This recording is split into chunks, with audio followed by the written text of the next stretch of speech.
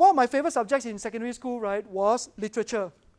And one day during literature class, right, I was very courageous. I thought I wanted to try something new, so I volunteered. I put up my hand to do a role play. And I role play the witch. And there was this scene where the witch goes, and I went like this. Fair is foul, and foul is fair. Over to the fog, and filthy. And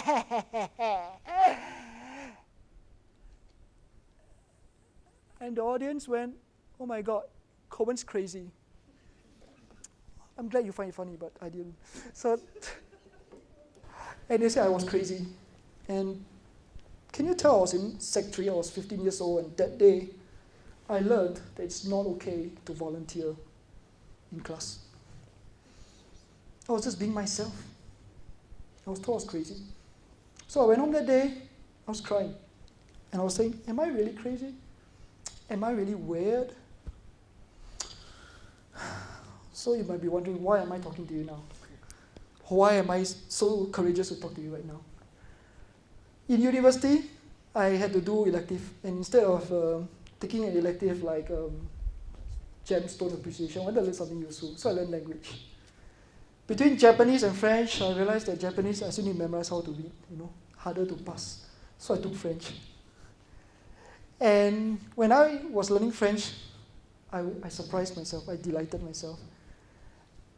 Whenever you learn a language, you need to volunteer to do a role play. You need to volunteer to read out a passage. You need to volunteer to try speaking French. So I volunteered. French class was my reset button. It was the thing that tells me that, you know what, everyone here is a beginner anyway. It's okay, it's fine to try. It's fine to look stupid. It's fine to be crazy. And because of my enthusiasm, I volunteered so much, I improved my French quite a lot. I do sometimes, when I travel, I do translate for French people who can't speak English. And I was given a French language award, awarded to every institution. One student will get this award. And this award was presented to me by the French ambassador to Singapore. This is like the moment that makes me realize that, you know what, my voice deserves to be heard. I can speak in public, and I can volunteer, and I found my confidence again. So that's my hero's journey story. How many years ago was that? It will tell you my age if I tell you how many years ago was that. That was in 2005. 2004, yeah.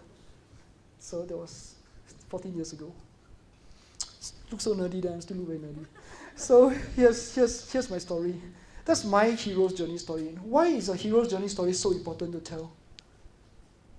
From suffering to that turning point, the reset button, and the glory. Why is it so important to tell this story? Because every one of us yearns to be a hero. Every one of us yearns for heroes in our friends.